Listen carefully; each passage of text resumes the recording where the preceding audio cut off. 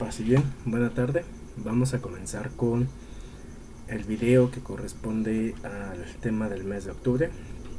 Me atrasé un poco de tiempo, tengo varias cosas que hacer y no había podido ponerme la barra en sintonía, pero también parte de la cuestión por la cual pues se fue atrasando esto fue que el 4 de octubre, nuestra festividad de San Francisco, del Papa León sacó una nueva encíclica, Vilexit Nos, la cual pues es trabajo que había dejado en parte el Papa Francisco y que él terminó y acaba de ser publicada, ¿no?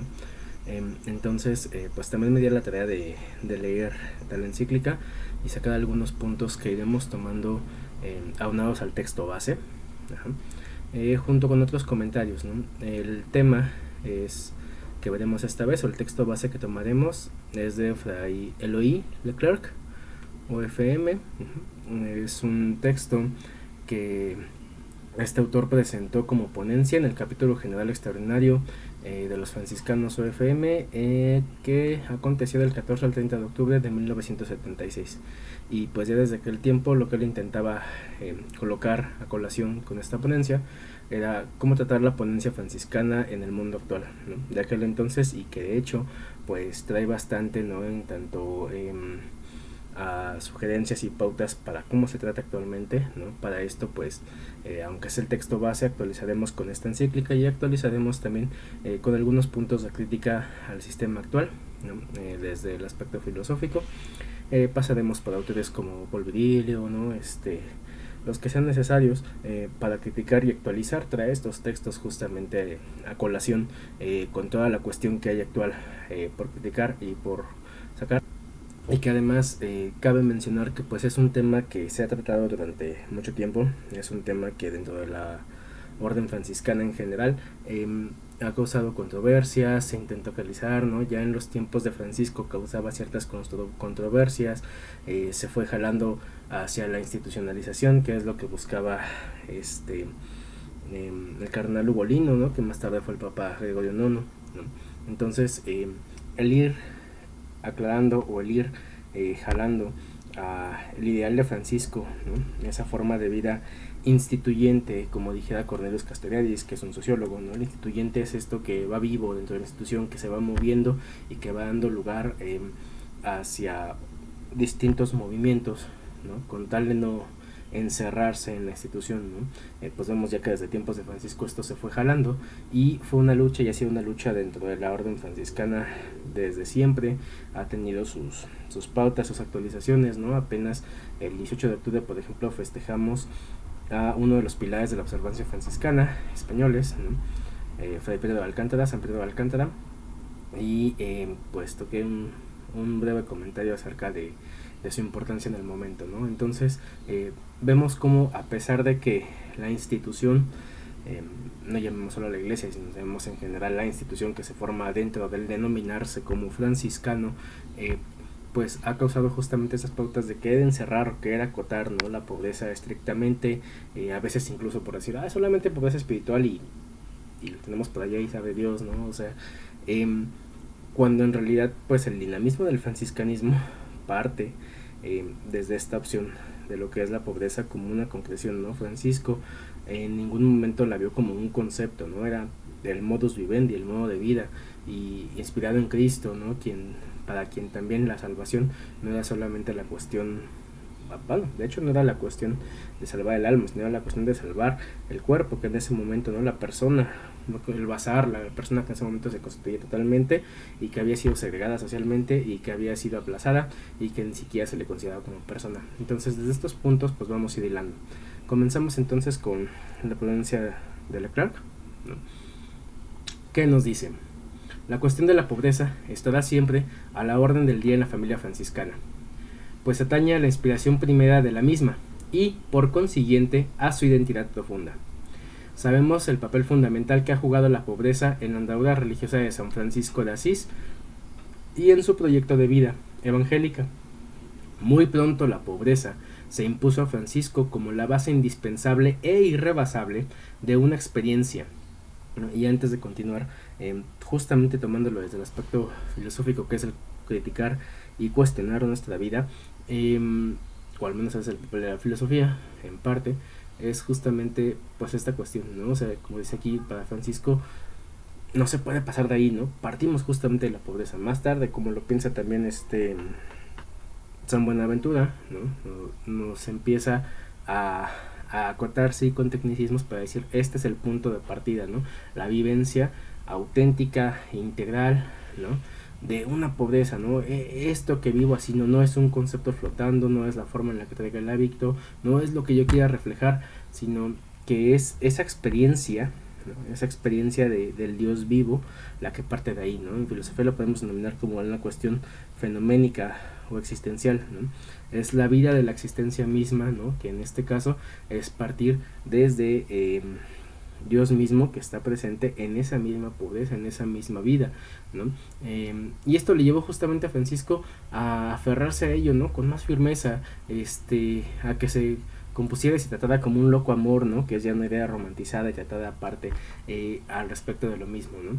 Entonces esto lo lleva a ser, como se reconoció en la literatura, a Francisco como el caballero servidor de la dama pobreza, ¿no? De la dama que se abandona en el desierto, ¿no?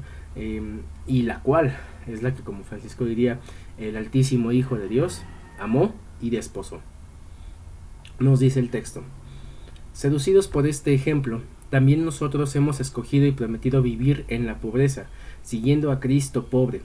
La existencia de la familia franciscana, su vocación propia dentro de la Iglesia y su poder de radiación en el mundo dependen, hoy como ayer, de esta elección y de esta pobreza. La vida franciscana no es nada, sino es una vuelta permanente y realista al Evangelio. Y esta vuelta comienza siempre por el redescubrimiento de la pobreza. Este redescubrimiento es el que tenemos que hacer de nuestro mundo de hoy.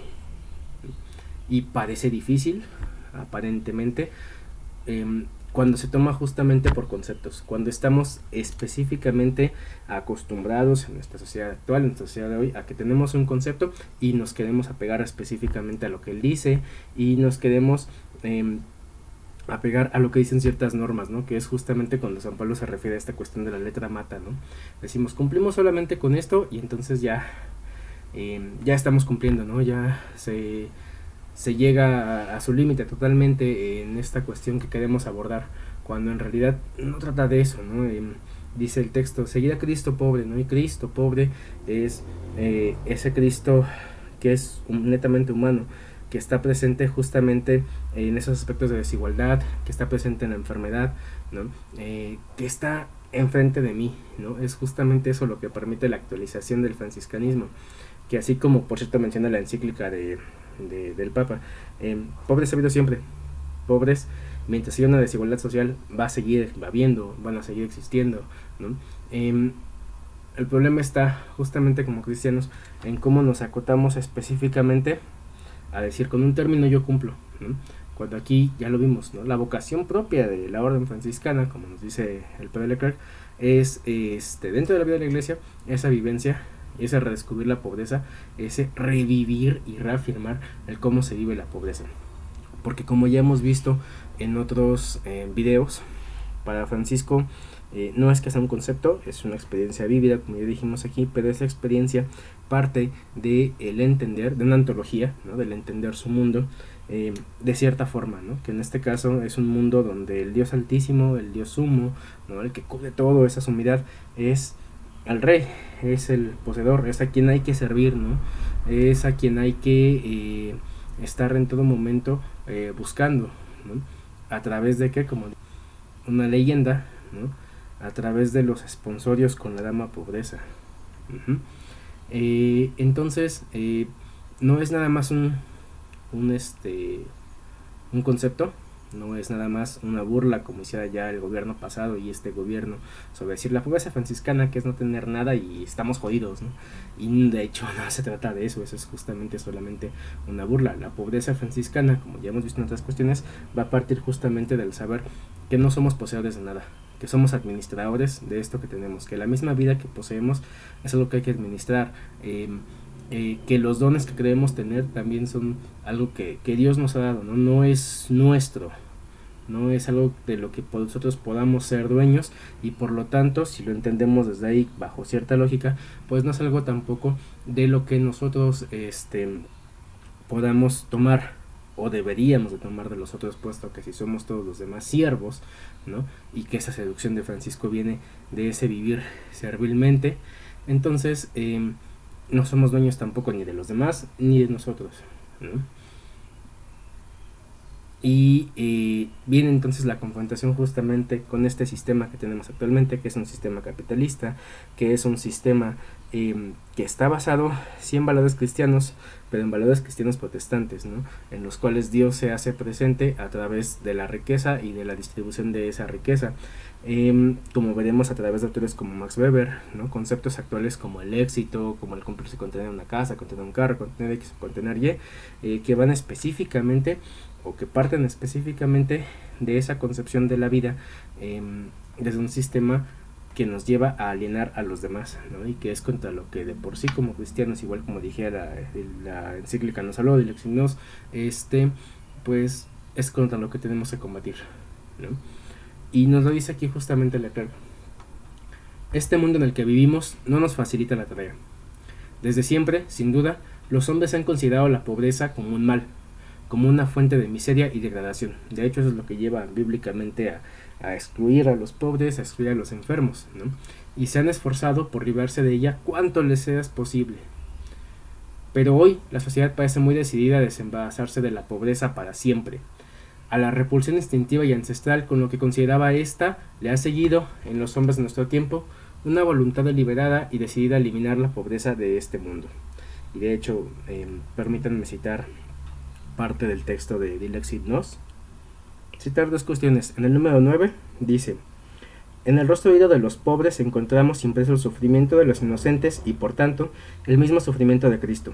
Al mismo tiempo, deberíamos hablar quizás más correctamente de los numerosos rostros de los pobres y de la pobreza, porque se trata de un fenómeno variado. En efecto, existen muchas formas de pobreza. Aquella de los que no tienen medios de un sustento material, sería uno. Siguiente, la pobreza del que está marginado socialmente y no tiene instrumentos para dar voz a su dignidad y a sus capacidades. Siguiente, la pobreza moral y espiritual. Siguiente, la pobreza cultural. Siguiente, la del que se encuentra en una condición de debilidad o fragilidad personal o social. Y siguiente, la pobreza del que no tiene derechos, ni espacio, ni libertad. Entonces hago un punto, una parada en ese momento. Y me saltó el número 10 que dice, ¿no?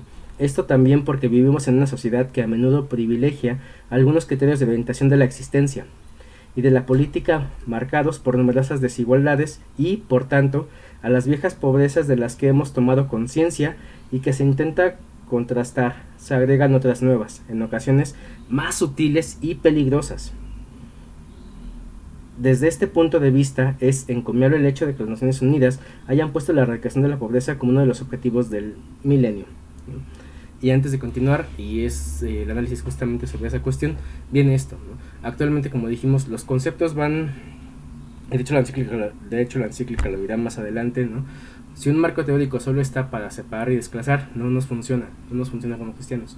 Un marco teórico debería de servirnos, sí, para conocer la realidad de los problemas, pero también para permitirnos incidir y cambiar en esa cuestión de transformación del tejido social, ¿no? Entonces, desde este punto pues nos van separando y nos va mostrando de hecho de una forma bastante clara a qué tipos de pobreza nos estamos refiriendo, ¿no? Vamos clarificando por un punto aquí en el video la cuestión de cómo es la pobreza franciscana, cómo se puede traducir hoy día, cómo se puede vivir hoy día, algunas pautas obviamente, y vamos también metiéndolo con esta cuestión de cómo el mundo, ¿no? Nos señalan aquí los papás, tanto Francisco como León,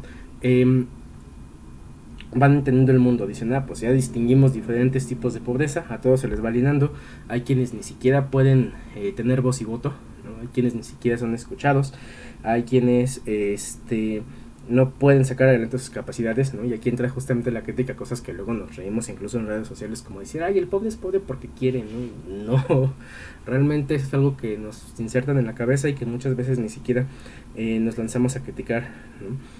Una cuestión de en dónde estamos parados es que aunque trabajemos, aunque hagamos lo que hagamos, si simplemente no venimos de un de un mundo que tenga los privilegios suficientes para darnos esa voz, para salir adelante, ¿no? Pues por más que hagamos, no vas a poder ascender a eso, que tampoco implica que te vas a quedar en una mediocridad, pero volvemos a lo mismo, eso va a depender de cómo se considera el mundo, ¿no? Y de cómo decidimos vivir esa pobreza. Si te apegas a la cuestión de la pobreza franciscana, pues entonces viene una crítica desde el asumir cierta forma de vida. Si solamente te planteas en decir, pues existen estas pobrezas y a lo mejor yo pertenezco también a esa, pero pues no puedo hacer nada, pues ya estamos jodidos, y ahí sí tenemos una pobreza cultural y mental de la cual no podemos salir, ¿no?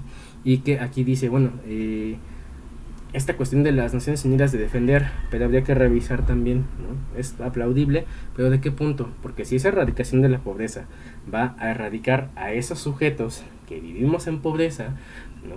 Entonces ya se va también sobre la cuestión de la dignidad humana, ¿no? Ya se va sobre un cierto de números, y es aquí donde también quiero entrar con cierta crítica, ¿no? La cuestión de las víctimas, ¿no? Esto se enlaza también con los videos que he estado sacando sobre la dinámica del mártir. En este planeta nos convertimos meramente en números, ¿no? Somos números para todos, somos números contabilizados para ciertos gustos a través del internet, a través de las redes sociales. Somos un número contable dentro del trabajo, somos un número contable dentro de la escuela, dentro de la sociedad, ajá. Y esto hace que se vayan diluyendo las historias, que se vaya diluyendo la vivencia de cada quien, ¿no? La vivencia comunitaria incluso, obviamente se desplaza hacia la desaparición, ¿no? Y entonces, por ejemplo, ¿no? En el caso de ahorita que hay inundaciones aquí en el país, en varios lados, se habla de las víctimas, ¿no? Tanto número de víctimas, y nos ponen números que realmente, como dijeron ciertos filósofos, no lo podemos encarnar, no lo podemos mentalizar. Es un número en la cabeza que dices, tantos miles, tantos millones, pero no piensas más, ¿no? Que si el gobierno está repartiendo o se está quedando las cosas, bueno, ¿y por qué no vas a ayudar? Porque tengo un montón de cosas que me desclasan y me tienen sujeto a mi forma de vida aquí, ¿no?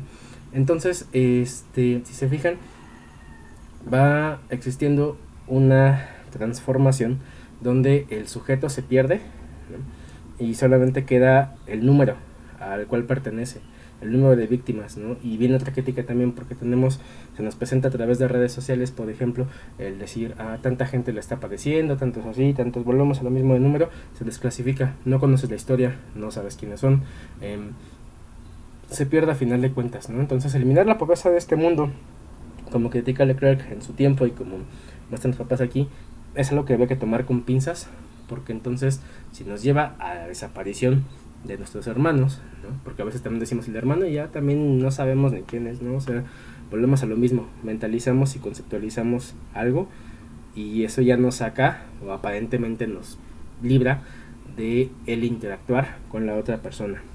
Dicen el número 11 de Dixit Nos: al compromiso concreto por los pobres también es necesario asociar un cambio de mentalidad que pueda insistir en la transformación cultural. En efecto, la ilusión de una felicidad que deriva de una vida acomodada mueve a muchas personas a tener una visión de la existencia basada en la acumulación de la riqueza y del éxito social a toda costa, que se ha de conseguir también en detrimento de los demás y beneficiándose de ideales sociales y sistemas políticos y económicos injustos que favorecen a los más fuertes. De este modo, en un mundo donde los pobres son cada vez más numerosos, paradójicamente, también vemos crecer algunas élites de ricos que viven en una burbuja muy confortable y lujosa, casi en todo el mundo respecto a la gente común. Esto significa que todavía persiste, a veces bien enmascarada, una cultura que descarta a los demás sin advertirlos siquiera y tolera, con indiferencia, que millones de personas mueran de hambre o sobrevivan en condiciones indignas del ser humano, ¿no? Y le pausa entonces ahí. Y justamente entonces es apoyo a esta cuestión, ¿no? Que es algo que a mí siempre me tiene así de... bueno, entre la neurosis y entre estarme preocupando es esa cuestión, ¿no? O sea, vamos a hablar de nuestro sistema capitalista como si fuera una gran maquinaria. Es una maquinaria gigante en la que se atraviesan discursos, ¿no? Como dijera Michel Foucault, en la que se atraviesan deseos, en la que se nos crean deseos propios, deseos sociales, en la que se nos crea la cuestión de en lo que se supone que tenemos que ser y crear, como dice aquí, y todo ese tipo de pensamiento, esos desplazamientos de pensamiento, lo que van provocando en nosotros sin que nos demos cuenta es justamente o dándonos cuenta también, porque hay gente que también se da cuenta, el desplazar, el decirnos, ¿no? Como dije ahorita, pues es que es un número de gente y yo no puedo ir porque tengo mi trabajo, ¿no? Y no nos vemos. Cada vez la persona pierde su dignidad, se va convirtiendo en un número, se va convirtiendo en una víctima, pero la víctima pierde esa personalidad, pierde esa singularidad para volverse netamente una parte más del discurso, ¿no? Y dice aquí la encíclica, bueno, eso se va a un número de ricos que ya no ven a los pobres. Realmente lo siguen viendo como un número, pero nada más, ¿no? Y eso es lo que afecta, eso es lo que hay que erradicar, eso es lo que hay que desaparecer.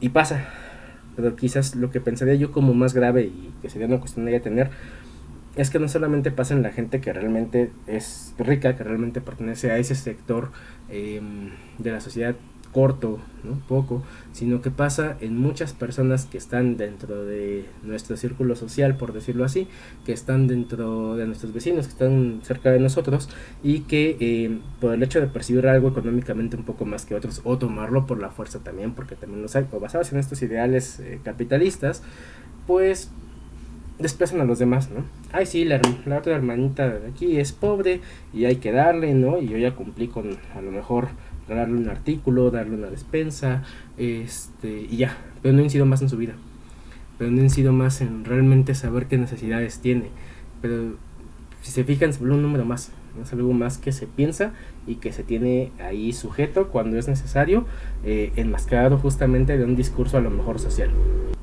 Por ejemplo, como comentario, ¿no? Hace 4 años daba yo un curso en la Universidad Salesiana de ONGs, ¿no? De trabajo, de proyectos sociales, ¿no? Y es un problema que veíamos, de hecho, desde esta cuestión, ¿no? Las empresas, por ejemplo, las grandes empresas, ¿no? Que es donde entraríamos con los dueños de estas empresas, ¿no? Con este sector real de ricos, por llamarlos así, tienen una pequeña sección, ¿no? De ayuda aparentemente a los demás. Incluye ahí también la entrada de Caritas, por más católica que sea, por cierto, ¿no? En donde se ven diferentes programas, ¿no? Organizaciones no gubernamentales que van y dicen ayudamos a los más pobres, ¿no? Ayudamos a este sector dando tanto a nuestras empresas, dando tantas becas, dando artículos de comida, dando toda esta comida que se nos queda, como las pastelerías del globo, ¿no? Para quien lo pueda ayudar, para quien lo pueda tener, ¿no? Y esto funciona como un gran lavado de manos, ¿no? Es como de yo ya cumplí, volvemos a la cuestión de la regla, ¿no? De las reglas, que la letra mata. Yo ya cumplí, yo ya estoy dando esta parte de la riqueza, ¿no? Y ahí está. Y de hecho desde otro contexto también lo tenemos presente con lo que pasa en nuestro país, por ejemplo con el narco, ¿no? Dijeran ustedes como Sayak Valencia en Capitalismo Gore, que el narco sustenta muchas cosas, que crea un estado alterno, ¿no? Sustentando cosas que el mismo estado mexicano no puede, ¿no? Crea escuelas, crea hospitales, crea empleos, ¿no? Sustenta toda una serie de trabajo, ¿no? En el tenor de lo que justamente produce acerca de la droga, ¿no? Justamente, pero pues por una parte está esta problemática, a pesar de sustentar todo eso y hacer un bien aparentemente a las poblaciones, pues realmente lo que se les da o lo que tienen es algo ridículo, ¿no? A costa de todo lo que se gana con la producción de la droga. Eso por una parte. Y por otra cuestión entra la cuestión de la despersonalización, porque ahí los seres humanos ya no son nada más, ya no son solamente seres humanos, ya no son individuos, se vuelven carne para mensaje, ¿no? Tienen el capitalismo que tenemos en México tiene unas particularidades muy específicas, ¿no? Desde las que nos volvemos carne comercializable, ¿no? Carne que sirve para trabajar, carne para mandar mensajes, ¿no? El hecho de desmembrados, de mandar cabezas, es porque ya no se ve la dignidad humana, ya no es el otro igual que yo, ya es alguien o algo que se puede utilizar para mandar ciertos mensajes. Pero bueno, eso sería tema para otro video, pero es parte de lo que estamos señalando en esto, ¿no? Entonces, a lo que llama justamente esta cuestión, necesitamos transformar esa cuestión cultural, ¿no? Y obviamente viene desde entender esta maquinaria, como les digo, ¿no? porque no podemos a final de cuentas dejar de desear, ¿no? Tenemos un incesante deseo por desear, es parte de la naturaleza humana si lo queremos ver así, ¿no? Si existiera tal cosa. ¿No? Pero el punto es cómo vamos transformando nuestros deseos, hacia dónde va volcada nuestra voluntad, ¿no? Y nos regresamos entonces al texto de Leclerc, que nos dice: esta voluntad se apoya, a la vez, sobre una idea alta de la dignidad del hombre, sobre una conciencia creciente de la solidaridad humana y sobre una convicción optimista nacida del progreso de las ciencias, las técnicas, de que hoy estamos en condiciones de combatir eficazmente la pobreza tanto a nivel de los pueblos como de los individuos. Esto era en finales de los 70s, como ya vimos, ¿no? De hecho es algo que se ha visto rebasado realmente el día de hoy. Hemos sido rebasados por este sistema, les digo, piénsenlo como una gran máquina productora de deseos. Se ha visto rebasado justamente por este sistema, ¿no? En el que ya todo eso es clasificable, funge a provocar ciertos deseos incluso de ayuda y se queda ahí, ¿no? Continuamos de hecho con el texto que dice: la iglesia misma se encuentra comprometida en esta lucha contra la pobreza. En nombre de la justicia social y del ideal evangélico de fraternidad, cabe aclarar, fraternidad es un sistema franciscano, no fraternidad entendida con esta progresión del siglo XVII. Ella se presta a ayudar a los pobres a librarse de la pobreza y miseria. Todo cristiano tiene que solidarizarse en esta lucha contra la pobreza sufrida y opresiva, ¿no? Y volvemos, esto es a los 70, había varios programas, surgieron de hecho las comunidades eclesiales de base en Latinoamérica, ¿no? Que a mí me tocó pues vivirlo con parte de las hermanas que iniciaron eso hace muchos años y que yo las conocí ya siendo personas mayores, ¿no? Pero que seguían con ese ideal justamente de las EPS, del ver, juzgar y actuar, del aplicarlo directamente a las necesidades de una colonia, ¿no? De ser vecinos, ¿no? Entonces se puede, pero el problema es que no responde ya actualmente a las necesidades que tenemos, porque han surgido otro tipo de problemas que van generando, como dice el texto, nuevos tipos de pobreza. Entonces ya tenemos otras cuestiones ahí que confrontar, ¿no? Y nos dice justamente este texto: surge aquí una dificultad. ¿Cómo conciliar esta solidaridad necesaria y la elección de la pobreza como ideal de vida? ¿Cómo situar nuestro proyecto de pobreza evangélica en este contexto de lucha contra la pobreza? Bueno, pues empezando justamente a hacer estas divisiones, ¿no? Identificar y tener un marco teórico de qué es, para qué podemos actuar y cómo podemos incidir, ¿no? Y por otra parte, el sentido de qué es lo que estoy asumiendo yo. Continúa el texto, pero no radica ahí la principal dificultad. Todo sería relativamente sencillo si tras esta lucha no apareciese un tipo de sociedad que intenta extender por todos lados su reino. Esta sociedad es la sociedad del gran consumo. Volvemos a lo que les digo, ¿no? Piénsenlo como una máquina gigante productora de deseos, ¿no? Deseante, imagínenlo así. Una máquina gigante que carcome, que trae, que vomita, que expulsa, que hace ver, que nos hace revisar un montón de contenidos y nuestro párpado, véanlo como una exageración si quieren, ¿no? Es parte de esto, nuestro párpado se dilata, se escurre en ver tantos contenidos y no alcanza a entender ni no alcanza a abordar nada y produciendo un vacío cada vez más grande. Se presenta como un remedio universal a la penuria. Entonces eso nos muestra otra vez, claro, la pobreza que el sistema dice es esa pobreza que hay que erradicar, es esa pobreza que hay que quitar, porque es demasiada gente, porque si lo vemos desde ese punto son demasiadas bocas que alimentar, es demasiada gente que si quieren ver está hasta estorbando, ¿no? Y cuántas veces no se ha escuchado, ¿no? Y como consumo no se ve bien, ¿no? Aunque se ve bien que vayas a dejar una despensa, aunque se ve bien que vayas a donar tus cosas a X o Y lado, aunque se ve bien que le des likes a cierto número de publicaciones, ¿no? Y no se trata de eso. De hecho, esta cultura, esta sociedad es hipercapitalista, a lo que nos lleva es eso, producir deseos maquínicos, ¿no? La cuestión de maquinaria, de mostrarnos, de ser vistos, ¿no? Actualmente no valemos aparentemente desde la sociedad por lo que somos, vales por lo que muestras. ¿Qué tanto me muestras, no? Que no tengas una vida privada, que tu vida privada se diluye en lo que se ve con los demás, que se te vean las cosas, ¿no? Todo es ver, todo es consumir, todo es llenarte la cabeza de todo eso, ¿no? Y eso es lo que, al menos desde el franciscanismo, no va. Reconozcámoslo honestamente, nos dice Leclerc. En todos los sitios donde este tipo de sociedad se ha implantado, ha conseguido efectivamente poner a la disposición de la mayoría objetos que sin ella hubieran seguido siendo un privilegio de los más ricos. La nevera, la lavadora, los electrodomésticos, el coche, etcétera, ¿no? Y actualmente habría que sumar todavía todo lo que podemos consumir a través de ciertas páginas, todo lo que podemos llenarnos, todo lo que podemos tener, todo lo que podemos mostrar. Sin hablar de los cuidados sanitarios y de los medios de la cultura, que volvemos otra vez a eso, ¿no? Todo lo que tengo, miren que tengo un celular, tal, tengo una máquina, la ropa que traigo, ¿no? O sea, esta sociedad del gran consumo de masas no solo ha creado riquezas, sino que ha hecho mucho para repartirlas aparentemente mejor. Y volvemos al caso justamente de esto que señalaba dentro de las corporaciones, ¿no? Y este bienestar que intentan mostrar hacia los demás. No, yo doy tantas becas, yo doy ropa, yo Caritas doy productos alimenticios, ¿no? Para ciertas familias, ¿no? De hecho, me pasó cuando vivía en la Ciudad de México. Si ustedes alguna vez han ido a la central de abastos de la Ciudad de México, que es gigante, pasa una cuestión ahí bastante, bueno, pasan varias cosas, ¿no? Pero entre ellas una es esta: si llegaban a ir a la sección de subastas en la madrugada, se subastan trailers, se subastan toneladas, se subastan cosechas de comida, de alimentos.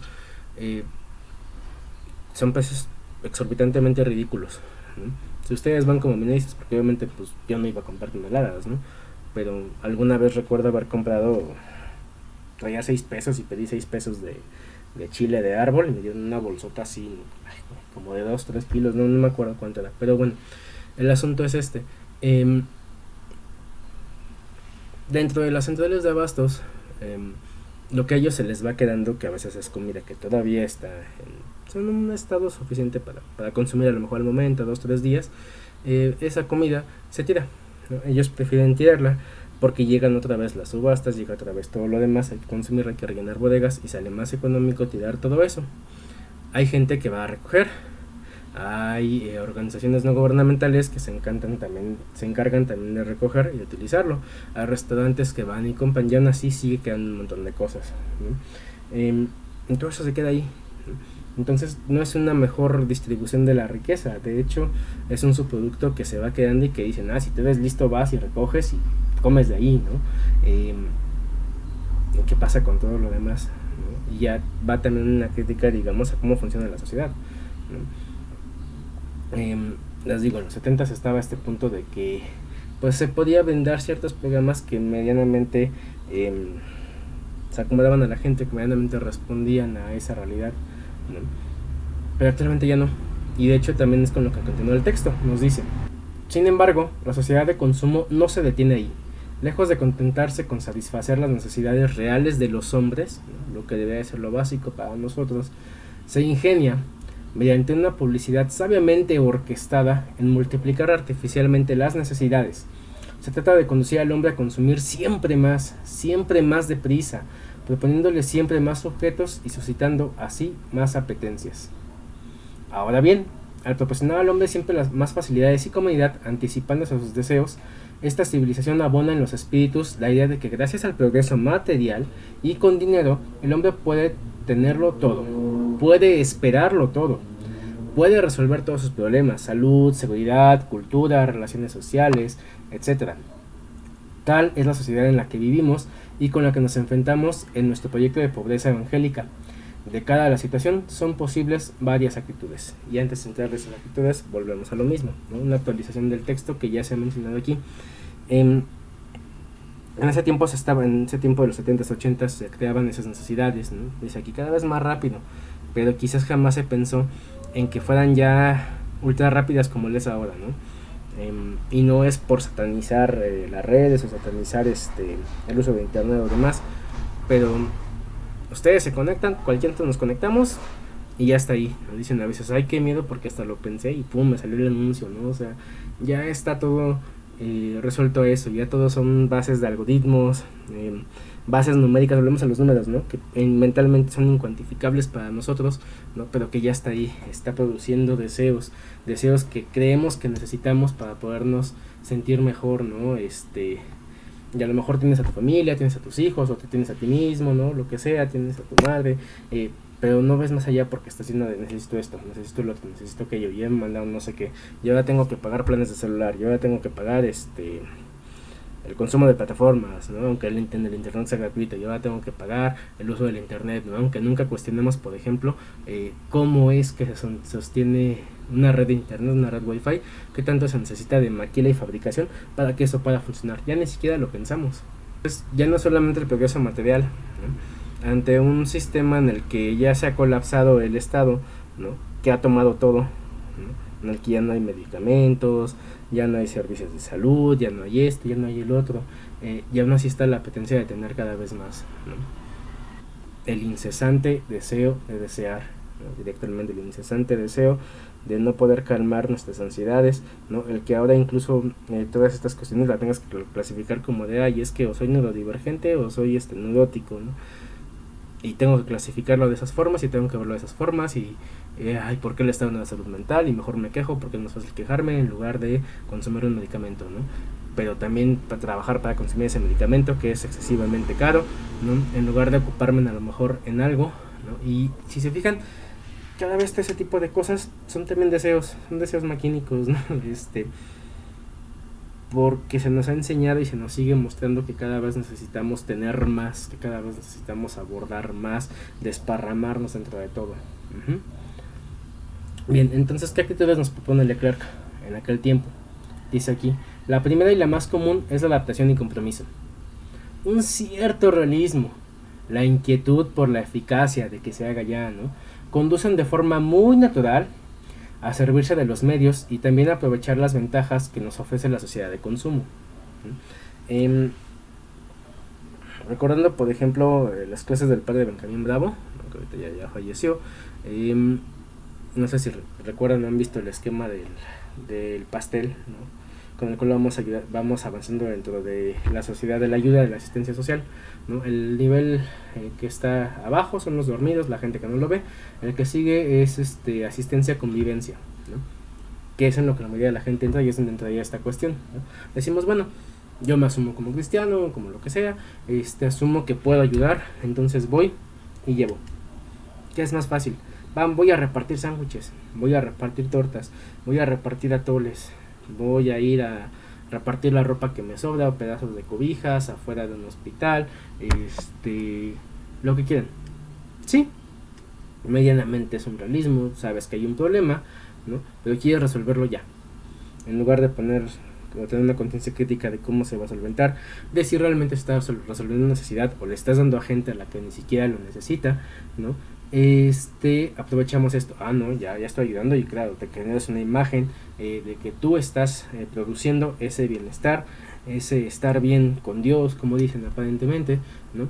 Y sigues produciendo deseos dentro de esta sociedad de consumo. Y esto nos dice el texto tanto en el plano de la acción como en el de la cultura y de las distracciones, porque para mí pues puede ser un hobby dedicarle tanto tiempo a la semana en ir y hacer, ¿no? Me distrae de todo lo demás, estoy generando una convivencia, ¿no? Generamos una fiesta leve que realmente no soluciona el problema, sino que a veces incluso lo agrava, porque en lugar de solventar realmente una solución a una necesidad, estamos creando a gente que quiere esa necesidad de que ya sabe que cada cierto tiempo va a que le den ropa, va a que le den tortas, va a que le den lo que se pueda, ¿no? Me pasó, por ejemplo, apenas en la fiesta patronal, ¿no? Regalaron tamales al final y de repente toda la gente, ¡pum!, ¿no? Como locos, ni siquiera había acabado nada y ya estaban ahí, quítate y aviéntate, ¿no? Para apañar. Volvemos a lo mismo, lo tenemos inserto aquí, ¿no? Es un voy a sacar esto porque es gratis, porque no me cuesta, porque me están dando. Y ya ni siquiera ves realmente si tú lo necesitas o le das solución realmente a las cosas. Dice aquí, pronto se adapta a uno, ¿no? Te vuelves, es parte del consumo que haces, a veces muy bien. La realidad sin duda es cuestión de matices, pero debemos reconocer que es muy fácil, incluso para los hombres que han hecho profesión de pobreza evangélica y pasa demasiado, ¿no? Dejarse ganar insensiblemente por el medio ambiente e instalarse finalmente en la sociedad de consumo. La adaptación puede ser tan perfecta que uno ni siquiera se plantee problemas. No, yo ya estoy cumpliendo, ya estoy haciendo algo con mi grupo, ya no se rechaza más. No, si yo como fraile, ¿no? Como monja, estoy cumpliendo con lo que tiene que hacer, con lo que tengo que hacer, ya que ellos no hagan y ya con eso tengo que ganar. Ah, chinga, ¿no? Ya no se rechaza nada. Hay hermanos menores que se mueven hoy en esta sociedad como peces en el agua y se van para acá y se van para allá y obtienen ayudas y traen y generan riqueza y generan dinero, ¿no? Y generan, vamos a venderles, vamos en apoyo, ¿no? A los hermanitos un curso para que se sensibilicen a lo que es Dios, ¿no? Y, órale, espérame tantito, ¿no? Pero entonces nos dice el texto, ¿qué queda de nuestra identidad profunda?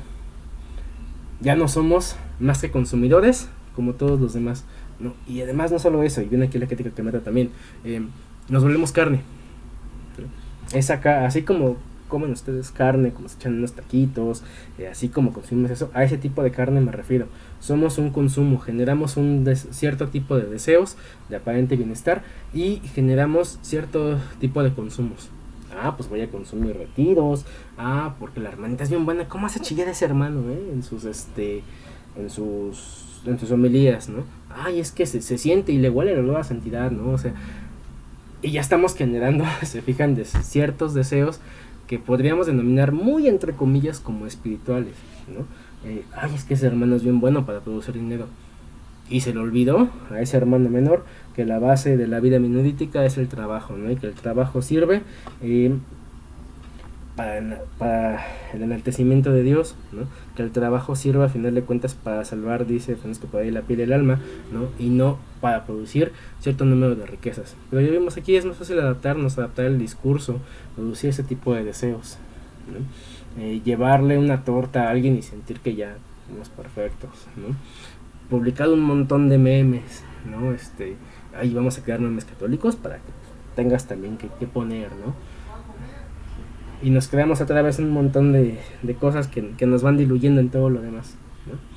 Dice Leclerc, semejante actitud es mucho más fácil por cuanto una formación religiosa de carácter estrechamente jurídico nos ha habituado, volvemos a lo mismo, la letra mata, ¿no? Este es el sentido más básico de San Pablo sobre la letra mata, ¿no? Nos apegamos a la letra. La regla dice que cumpla con esto, que cumpla con el ello. El carácter jurídico dice que como ONG puede ayudar de esta forma. Tenemos, por ejemplo, a Caritas y a muchos más, ¿no? Se nos ha habituado, nos dice aquí el texto, quizás a pensar revivir nuestra pobreza en términos de observancia legal, como si se tratara de una fidelidad a un código bien determinado, ¿no? Cumples específicamente con esto y ya estás cumpliendo, no necesitas más. ¿En serio? En serio, Francisco era de eso, de cumplo con esto y acabó, bye, ¿no? Ahora bien, las reglas y las directrices de otro tiempo se encuentran hoy desprovistas de significado. Volvíamos a la vez que vimos el tema del signo, ¿no? ¿Qué signos tenemos? ¿Qué signos nos aportan? ¿Qué significantes portamos nosotros? O ya no portamos ninguno y todo se enraiza en un margen jurídico de lo que hay que cumplir, lo que hay que hacer, porque estás bien o estás mal y se acabó, ¿no? Un autor que, si bien no es católico, es un filósofo alemán, ¿no? Decía que las cosas que se hacen por amor van más allá del bien y del mal, ¿no? ¿Cómo se entiende esto? Cuando hacemos las cosas solo porque están bien o porque están mal, nos estamos apegando a un margen jurídico que lo único que hace es clasificarnos, sujetarnos a lo que ciertas cosas, ciertos discursos dicen que es lo que debe de ser, y ya con eso nos saltamos por encima la observación, hablando de observancia en cuanto a vida, de todo lo demás, ¿no? Pero no, realmente lo que uno hace por amor no está sujeto a esas cuestiones de bien, de que esté bien o de que está mal. Tiene que ir más allá, tiene que trascender esa cuestión de la moralidad meramente por cumplimiento, meramente por sentirnos bien. Nos dice aquí el texto: entonces nos sentimos libres por completo desde el punto de vista de la ley, en relación a la masa de objetos nuevos que excitan hoy nuestras apetencias. Yo estoy cumpliendo, yo estoy pagando, yo estoy poniendo y un infinito yo. Aunque me quiera situarse en decir, no soy yo, es Dios quien ordena en mí, pero véanme, ¿no? Y no se trata de ser visto, no se trata de ser mostrado, se trata de hacer lo que es necesario.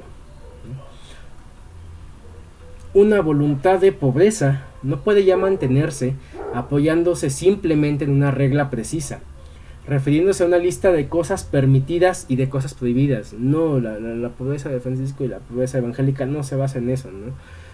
Esta voluntad de pobreza debe superar necesariamente el cuadro jurídico y depender de una libre determinación, que lo que estoy haciendo es porque sé que lo que hago es lo que tiene que ser, es lo que hay que hacer, es lo que es necesario hacer, no porque me vean como bien o como mal. Quizá algunos se sientan tentados a remediar esta actitud de abandono práctico de nuestra pobreza, refugiándose en una pobreza completamente espiritual. Pero si bien es verdad que la pobreza se califica sobre todo por su dimensión espiritual, ojo, ¿no? Hay que entender qué es esto de espiritualidad. No puede ser, sin embargo, ni evangélica, ni franciscana, ni verdaderamente espiritual si descuida la dimensión económica. Y vamos entonces aclarando de qué va la pobreza franciscana. Y esta incluye necesariamente una restricción de los bienes materiales, restricción debida a nuestra libre determinación y no a la imposibilidad de actuar de otra forma. Es decir, quien se asume como franciscano, estoy hablando en general como franciscano, de los clarices, estoy hablando de los menores, estoy hablando de los que nos asumimos como seglares, y de cualquiera que quiera atenerse a la espiritualidad franciscana, necesariamente tiene que pasar por esto.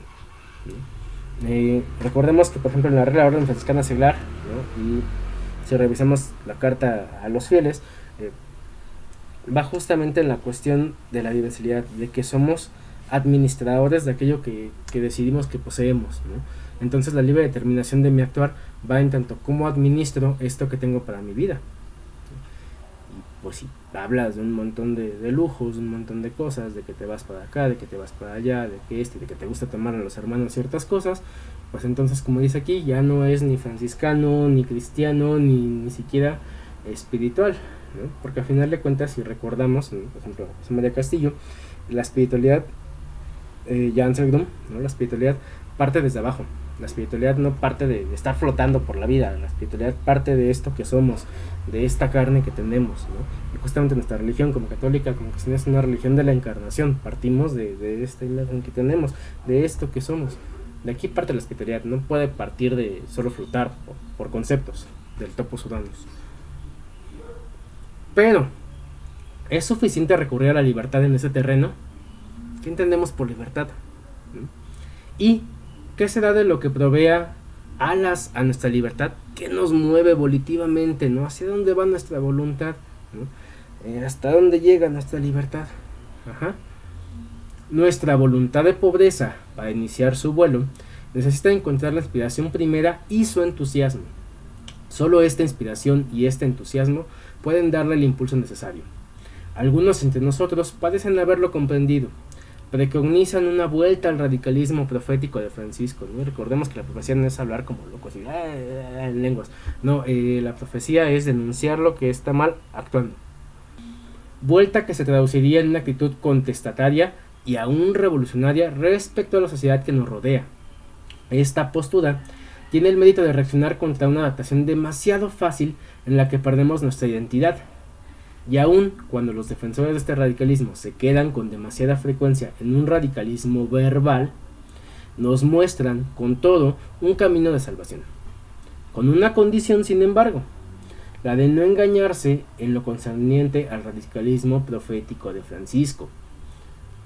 Este radicalismo no es el de las numerosas sectas de su tiempo, valdenses, cátaros, humillados, pobres de León, etc. Todos reivindicaban la pobreza evangélica más radical y veían en ella el único camino posible para la salvación de la iglesia, el camino de una liberación espiritual auténtica. Sin embargo, entre este radicalismo de las sectas y el de Francisco existe una gran diferencia. La diferencia radica en la inspiración.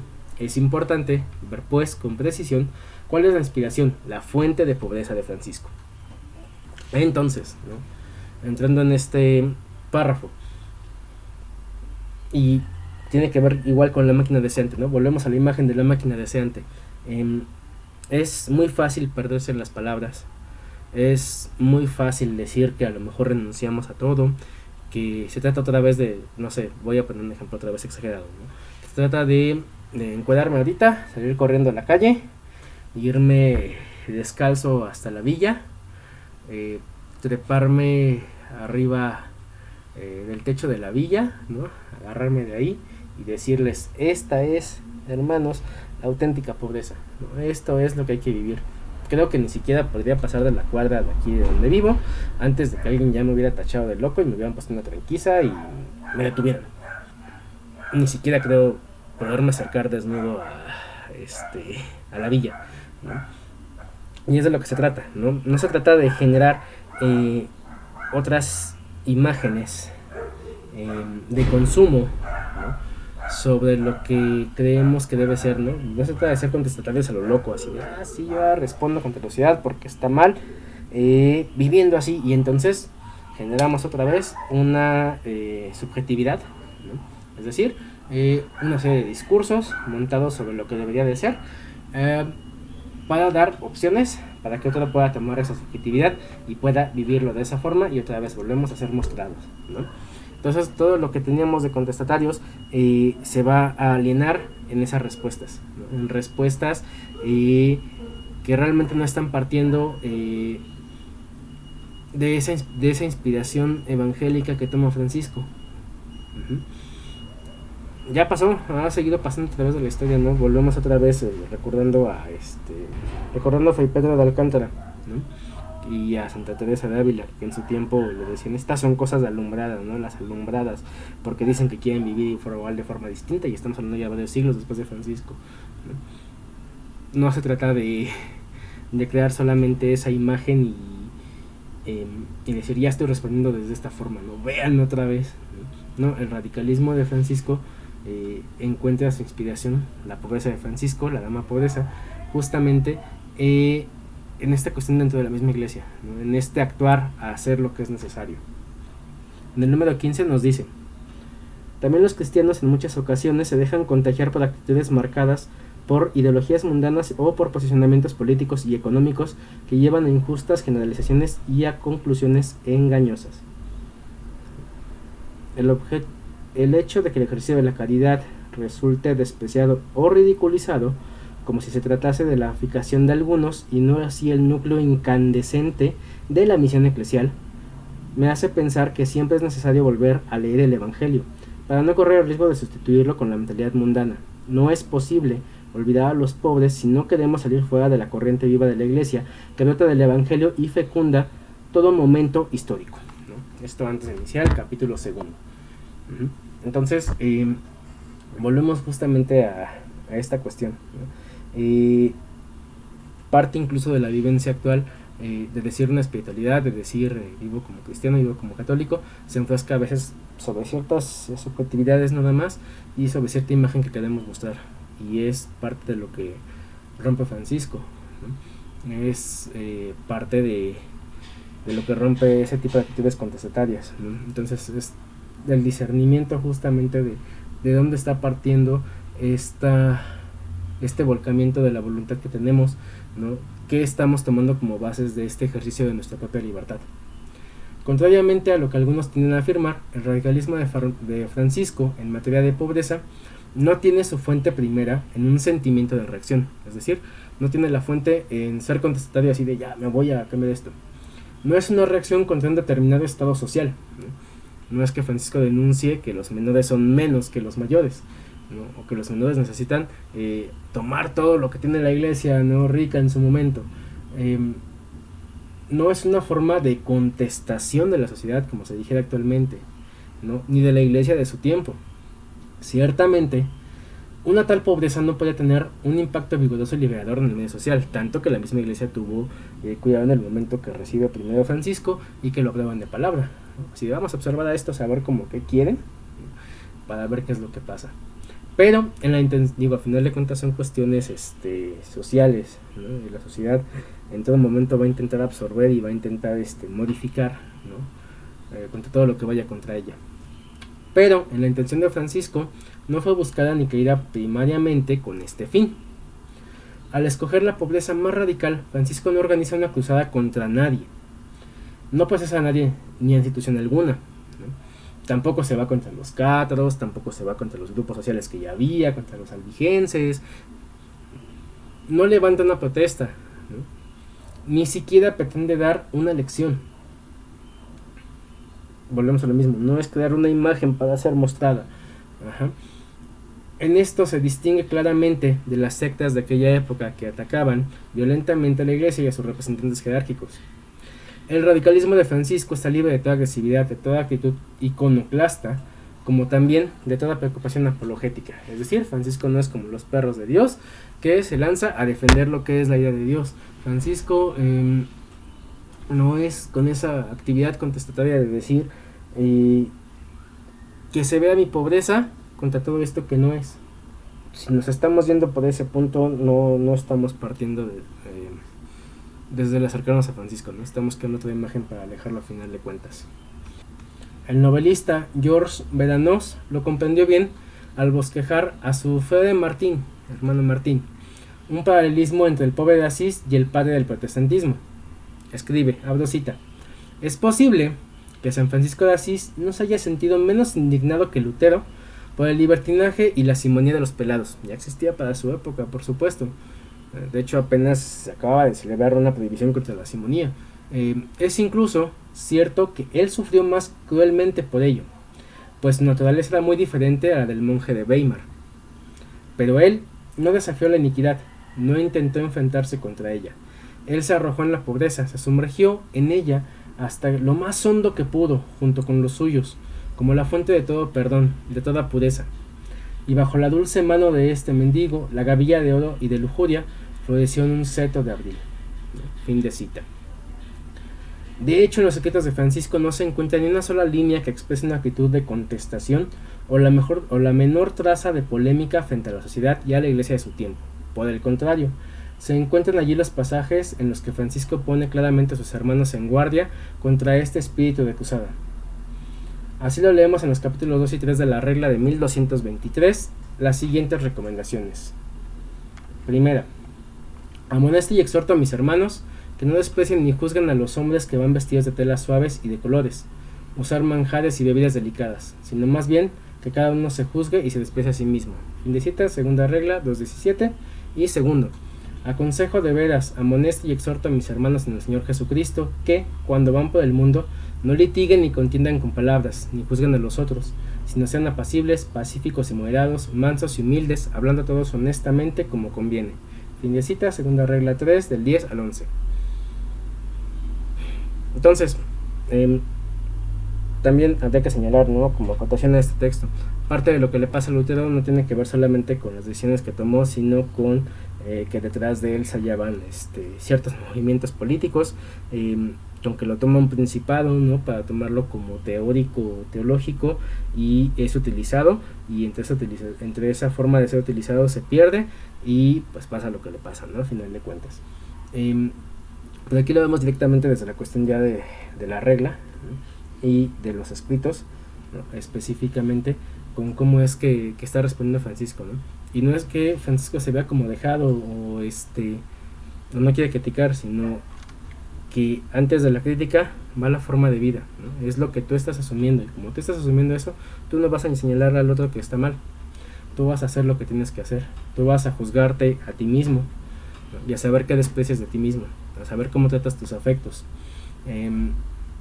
tú vas a ver qué es lo que haces para ti, ¿no?, cómo llevas esa paz, cómo convives con los demás, cómo te moderas a ti, ¿no?, hablando todos honestamente, ¿no?, vas a decir lo que es necesario decir, lo que es verdad. Dice el texto: estamos lejos claramente de la actitud agresiva de las sectas. Francisco veía los abusos de la iglesia también como los herejes, pero su pobreza evangélica fluye de una más profunda que la simple voluntad de contestación. Lejos de ser la expresión de un resentimiento o una rebeldía, brota de una plenitud interior, ¿no? Brota de saber que no necesita más, ¿no? Brota de asumir lo que es necesario para sí mismo a través de decir, esto es lo que Dios me da y esto es lo que realmente necesito, ¿no? Y aquí viene una cita excelente, ¿no? que nos mete Leclerc, ¿no? Que va justamente con esto que les decía de las cosas que hacen por amor. Y es el mismo autor, dice aquí el texto. Nietzsche hace observar que los seres nobles no sienten que su conducta les sea impuesta desde el exterior, a partir de un sentimiento de reacción contra una situación dada. Actúan, ante todo, en función de lo que ellos son, y no de las condiciones, ni no en función de las condiciones exteriores. Su actuación no es la negación de algo, no es ir en contra de algo, no es ir en contra de señalar lo que está mal, no es negar, ¿no? Para decir soy puritano con esto, sino la afirmación de la plenitud de vida en la que ellos participan. Esto es lo que yo soy, esto es lo que yo tengo, esto es a lo que yo pertenezco, ¿no? Dice Francisco en algún momento, esto es lo que verdaderamente quiero, ¿no? Lo que verdaderamente deseo, ¿no? Mi Dios y todas las cosas, ¿no? Meus Deus et omnia, ¿no? Ese es el caso de Francisco. Francisco va viviendo la plenitud de Dios. Francisco va intentando averiguar cómo se manifiesta ese sumo bien en todo lo demás. Francisco va respondiendo por sí mismo, no por nadie más. Y en ese responder por sí mismo va viendo reflejado a Dios en todos.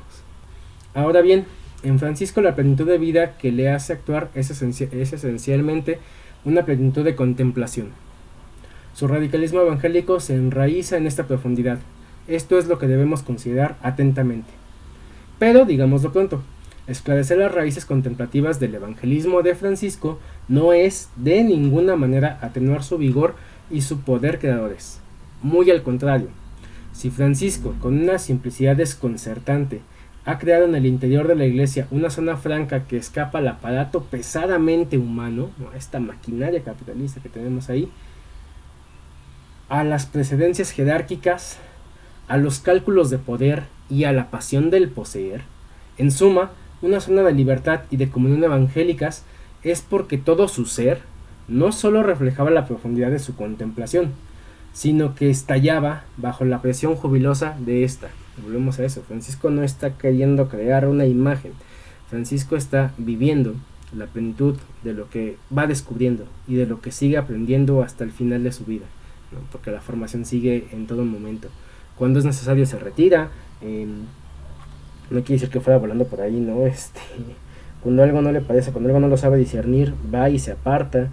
A veces lo consulta con sus hermanos, con Fray Silvestre, con Bernardo, con Clara, ¿no? Una y otra vez, y si no lo entiende agarra y se va y vuelve a regresar, pero siempre está en esa simplicidad de mostrarse sin doblez, ¿no? Simplex es justamente lo que refiere. No me muestre con doblez alguno, no creo avatares de mí mismo, como dijéramos actualmente, no creo diferentes imágenes. Esto es lo que soy y esto es lo que parto, y esto es lo que puedo ofrecerle a Dios desde esto que tengo. Entonces esa contemplación franciscana no va en apartarte nada más y señalar lo que es negativo, va en qué es lo que estoy asumiendo de aquello que tengo. Se ha escrito que contemplar es llegar a ser. Francisco llegó a ser lo que no cesó de contemplar.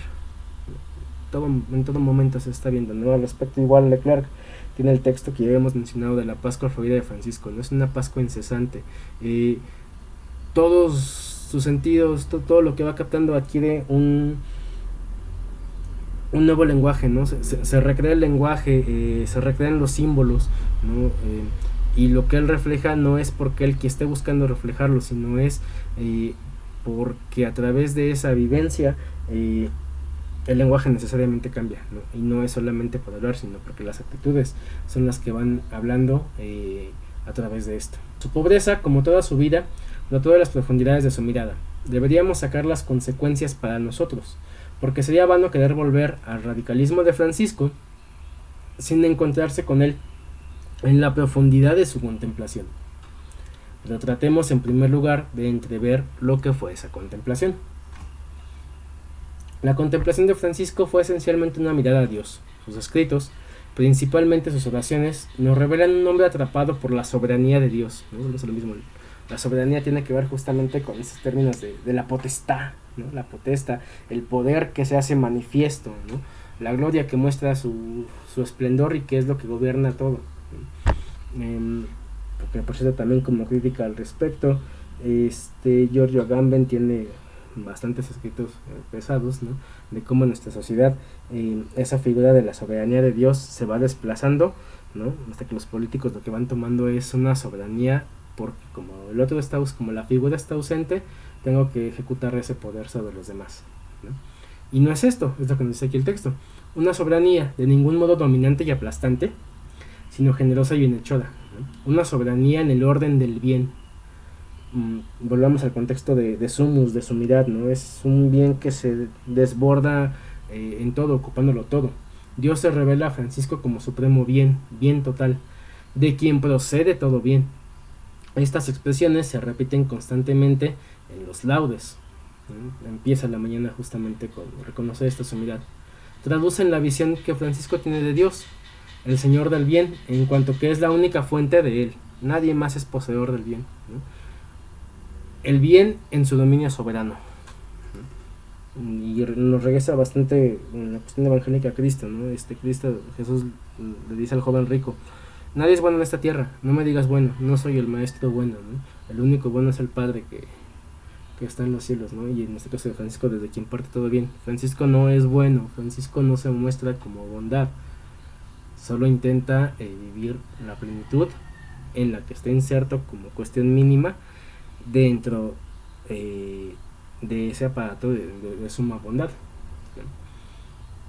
Esta mirada conduce a Francisco a una desapropiación radical de todos los bienes de cualquier orden. Nada de eso es mío. Se guarda de toda propiedad material o espiritual, y esta desapropiación toma en él el sentido de una restitución de Dios de que le pertenece como propio. Todo proviene de Dios. Es en efecto un reconocimiento de la soberanía de Dios, fuente de todo bien, ¿no? Entonces vamos viendo justamente el cambio de mentalidad, ¿no? Que nos va invitando también la encíclica que estábamos revisando, ¿no? Pero implica entonces cambiar también desde aquí, si nos asumimos como franciscanos. Ese bien supremo, esa soberanía de Dios, esa potestad de Dios que va a regresar en economía, como lo vimos en un video de San Buenaventura, es entender el mundo de esta forma. A esta visión de Dios viene a unirse la contemplación del misterio de Cristo. A decir verdad, las dos están íntimamente unidas. Francisco ve a Dios contemplando a Cristo, ¿no? Y Cristo está presente en el otro hermano. Y aquí es donde él descubre la pobreza del Señor. Él mismo condensó su visión de Cristo en esta frase en la regla. Abro cita: el Señor se hizo pobre por nosotros en este mundo. Fin de cita, segunda regla, 6.3. Asumir a Cristo pobre es asumirlo en la condición, ahora sí, en la que somos iguales a los demás, ¿no? En tanto que padecemos, en tanto que sufrimos, en tanto que esta humanidad que tenemos es un padecer netamente, ¿no? Y dice, ¿no? Como dice él en la carta a todos los fieles, abro cita: él siendo rico quiso sobre todas las cosas elegir la pobreza en el mundo, ¿no? Teniendo toda esa humildad, siendo todo eso, por amor, como dijera más adelante Don Sescoto, se encarna, ¿no? Se vuelve carne, se vuelve esta debilidad que tenemos cada uno de nosotros, aunque nos parezca como es o no el otro.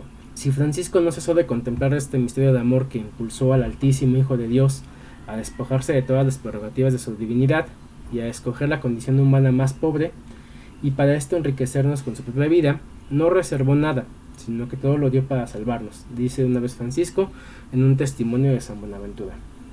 Una observación importante se impone: la pobreza de Cristo, tal como la contempla Francisco, es inseparable de la misión del Hijo de Dios, que deja la gloria del Padre para venir, en el mayor despojo, a salvar a los hombres. El evangelio de la pobreza está aquí estrechamente unido al de la misión. En el origen de la vocación de Francisco a la pobreza evangélica está el evangelio de la misión. El relato del envío de los discípulos es el que arrancó a Francisco de su vida eremítica y lo lanzó desprovisto de todo a los caminos de los hombres. Y más tarde, para cuando él duda acerca de su género de vida, es el pensamiento de la misión del Hijo de Dios enviado por el Padre a los hombres el que le confirma en su vocación de pobre, itinerante y misionero. Entonces, ¿de dónde parte? De la misión. Y de hecho, tiene bastante consonancia con lo que estábamos revisando del texto de Dilexit Nos, ¿no?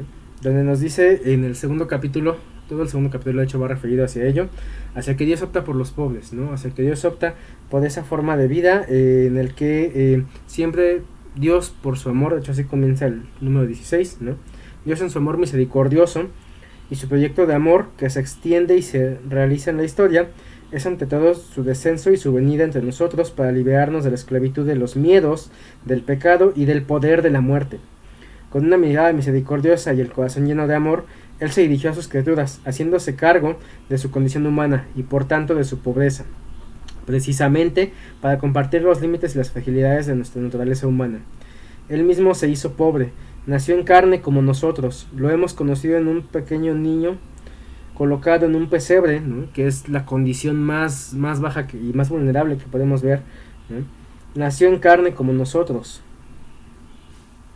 ¿no? Y en extrema humillación de la cruz, ¿no? En todo el padecer, ¿no? De la humanidad. Allí compartió nuestra pobreza radical, que es la muerte. Se comprende bien entonces por qué puede hablar también teológicamente de una opción preferencial de Dios por los pobres, una expresión nacida en el comienzo del continente latinoamericano y en la particularidad de la Asamblea de Puebla, pero que también ha sido integrada en el magisterio de la Iglesia sucesivamente. Esta preferencia, entre comillas, no indica nunca un exclusivismo o una discriminación hacia los otros grupos. Entonces, volvemos a esto, ¿no? ¿De dónde parte esta pobreza de Francisco?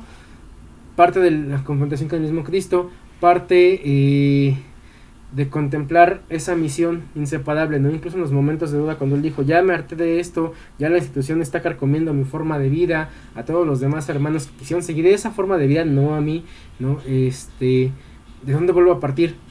Y el punto de partida sigue siendo el mismo. El punto de partida sigue siendo que la misión del Hijo de Dios, ¿no?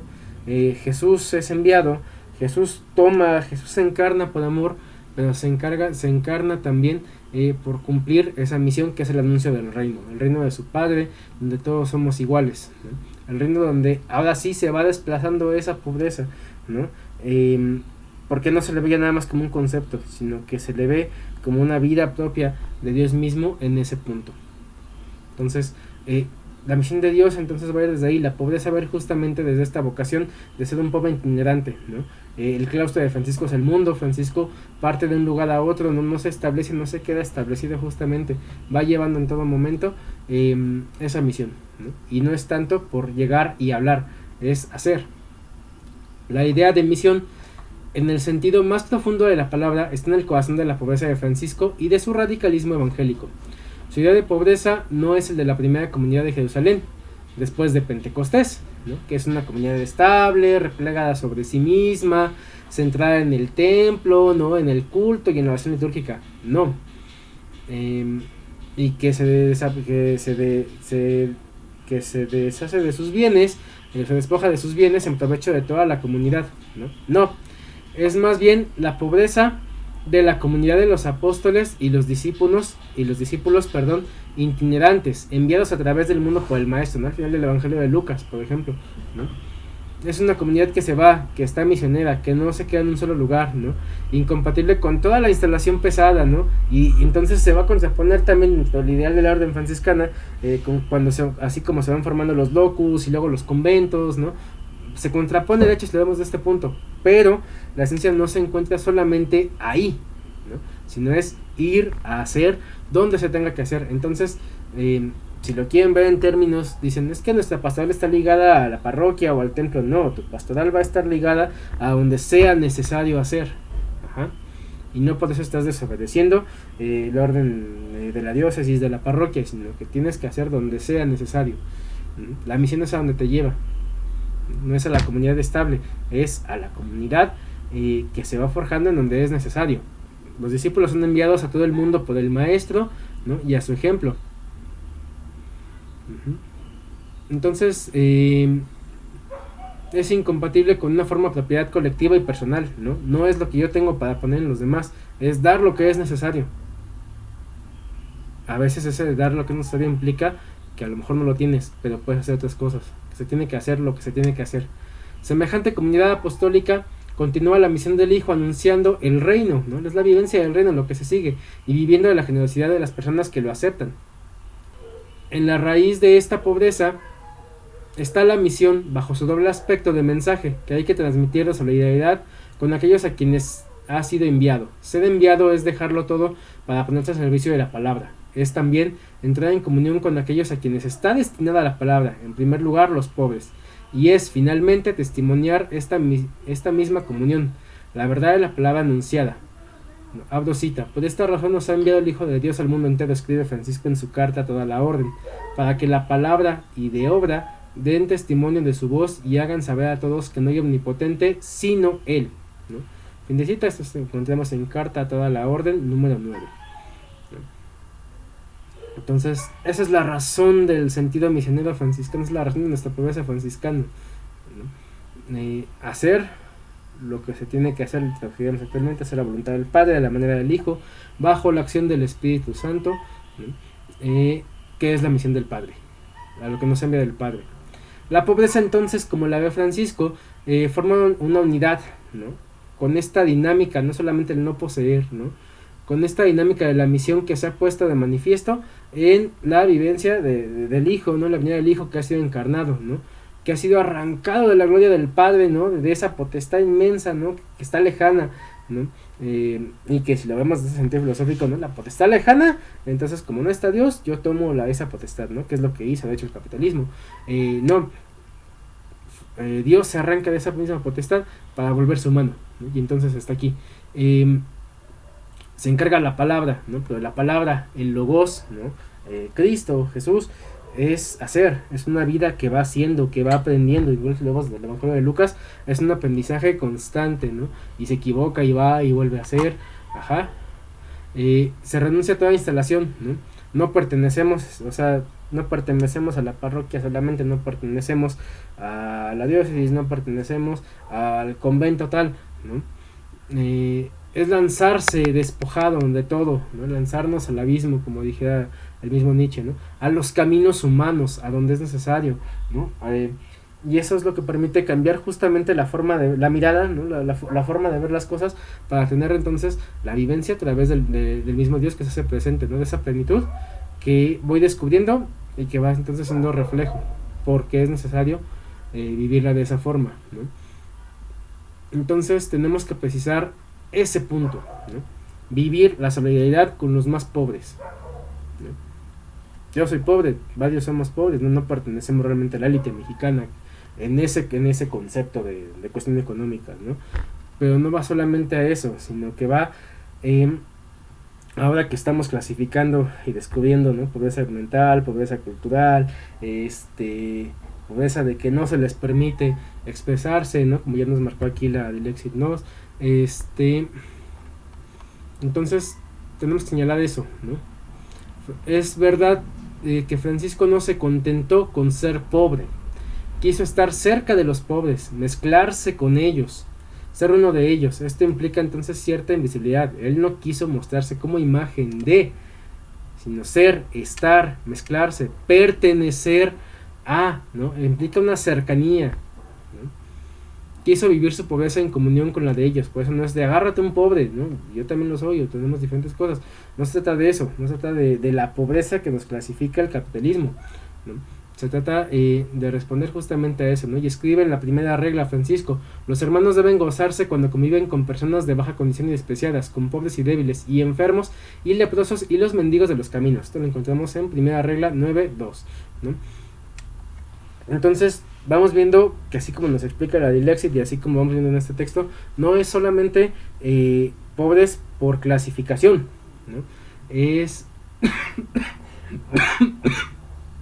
todos aquellos que son desplazados, todos aquellos que no tienen un lugar, ¿no? Y es volver a dar ese lugar, porque es donde Cristo está presente,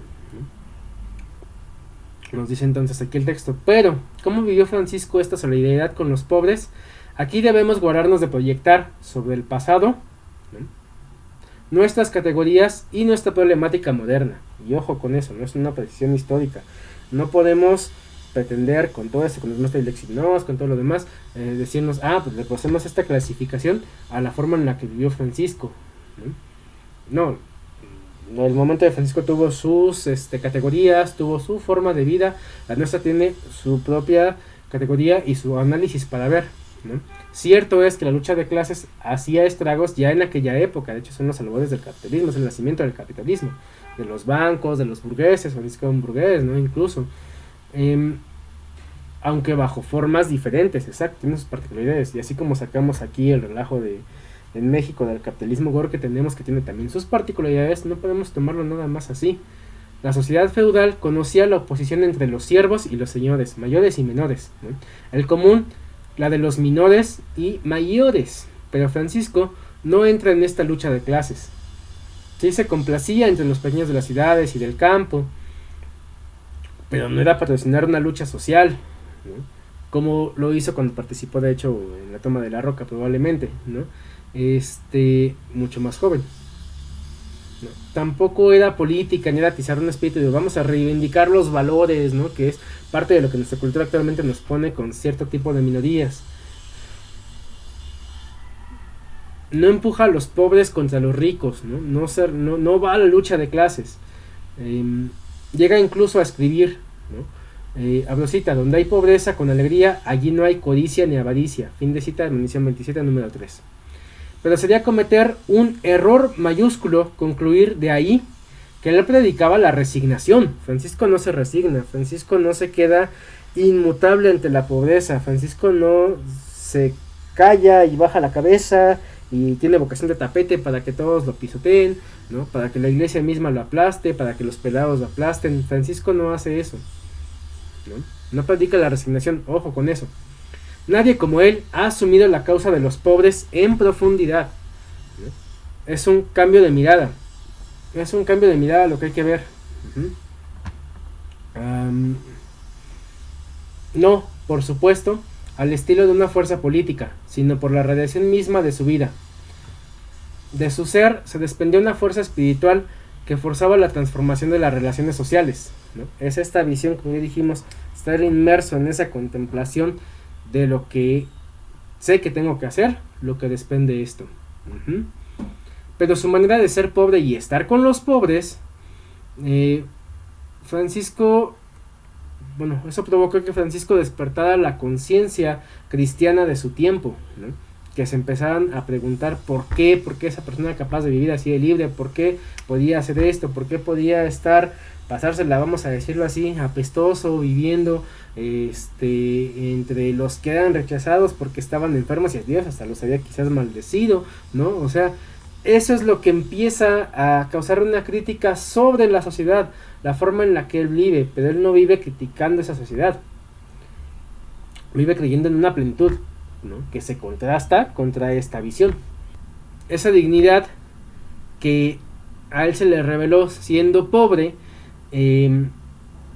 le hizo mirar a los señores también ciertos errores, llevó a los ricos y a poderosos a tomar al pobre sin consideración, ¿no? Le hizo tomar conciencia de que su riqueza y poder no les pertenecían, sino que estaban simplemente confiados para lo que les propusiesen y ser servidores de los pobres. De hecho, hay una transformación social bastante fuerte y de los débiles. Y les enseñó que ellos, los ricos y poderosos, no eran más que servidores de los pobres, ¿no? De hecho, por eso Francisco utiliza la palabra ministro, ¿no? Francisco no se vuelve, de hecho, nunca toma la parte como superior, ¿no? Como guardián, él se mantiene bajo como todos los demás hermanos, pero por eso no utiliza el que haya mayores, ¿no? Es un ministro, el ministro es el que administra, el encargado por los hermanos por administrar, ¿no? Por todas partes donde él pasaba, debido a la radiación de su pobreza, Francisco forzó el trastueque de la dialéctica del amo y el siervo, ¿no? Empiezan a pensar cómo funcionan esas relaciones, cómo se puede transformar esa relación. Él arrastraba al señor a honrar al siervo y a servirle como a su señor. Así es como Francisco abraza las aspiraciones de los pobres, ¿no? Y fue para ellos, a su manera, una fuerza de liberación. Y una fuerza de liberación que abre el camino de fraternidad, ¿no? Y vuelvo a lo mismo, la fraternidad en el sentido de que todos somos hijos del mismo Señor, de que todos somos hijos de esa dama pobre en el desierto, ¿no? Eso es lo que habla la fraternidad franciscana. Y no es una fraternidad de todos vivimos bonitos y preciosos.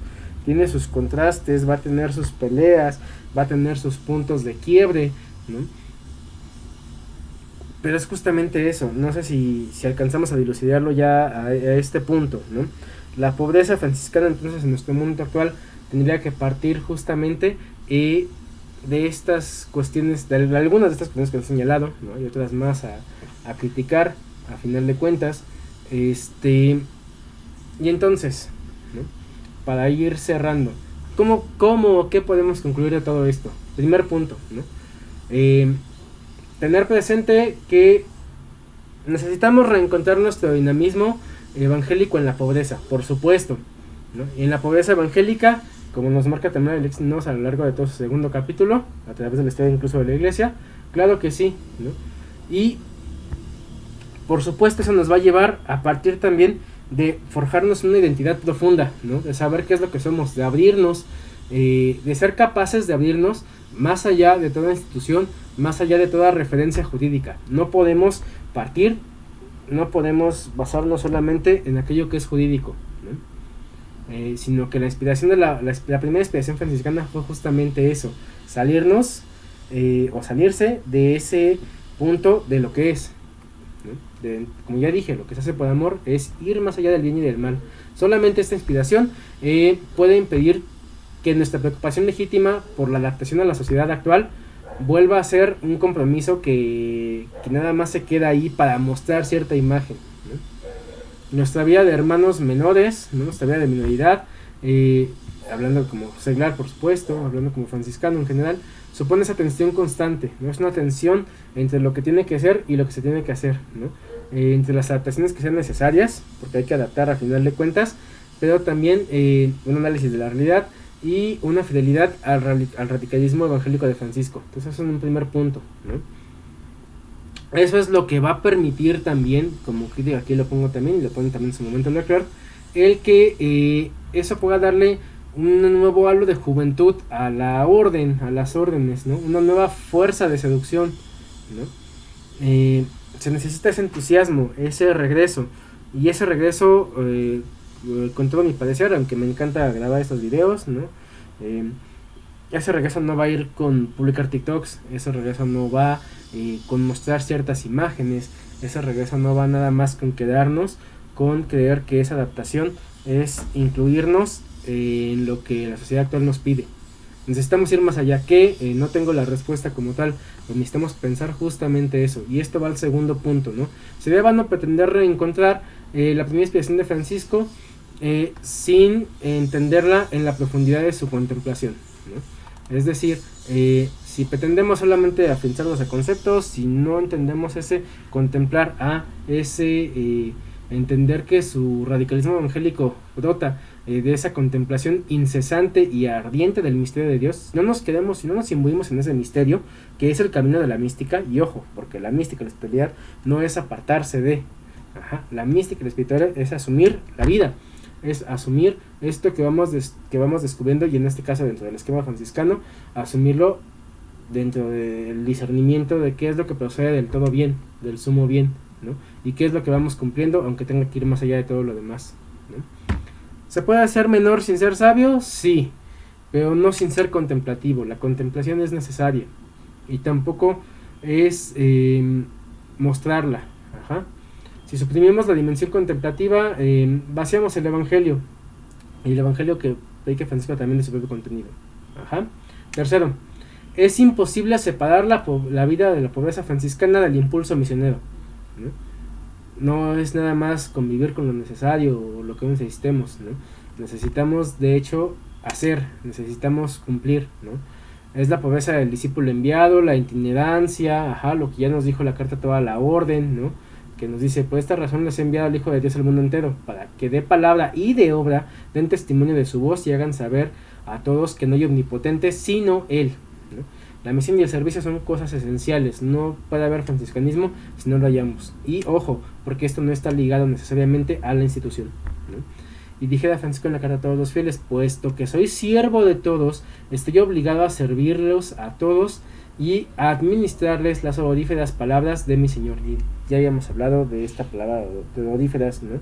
Son palabras que huelen, no es una palabra muerta, no es una palabra del cumplimiento de la ley, ¿no? Sino que es una palabra que parte del hacer, ¿no? Por cierto, esta cita es de la segunda carta a la orden número 2. 4. Esta pobreza misionera nos hace ser solidarios con los pobres.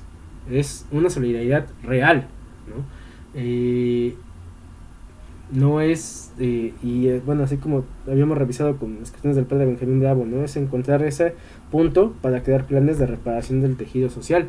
No es repartir tortitas, no es repartir despensas, no es despojarme de esto que me sobra, ¿no? Es hacer lo que necesitamos que hacer, de tal manera que eso parta de lo que raya nuestra vida, ¿no? Una fuerza de liberación, sí, pero es una liberación que parte de la vida misma, ¿no? En este caso es la solidaridad de Francisco. Comenta aquí, ¿no? Hablando en su tiempo, que recordemos que en el tiempo en el que está Leclerc, está fuerte la teología de liberación en América Latina, ¿no? Y en base a esto, él pone aquí en su ponencia: algunos hermanos menores misioneros de América del Sur me preguntaron un día en qué medida un franciscano puede hacer, por solidaridad de los pobres, enrolarse en las filas de los guerrilleros. Francisco no se enroló en ninguna milicia, su vida era por sí misma una fuerza superior.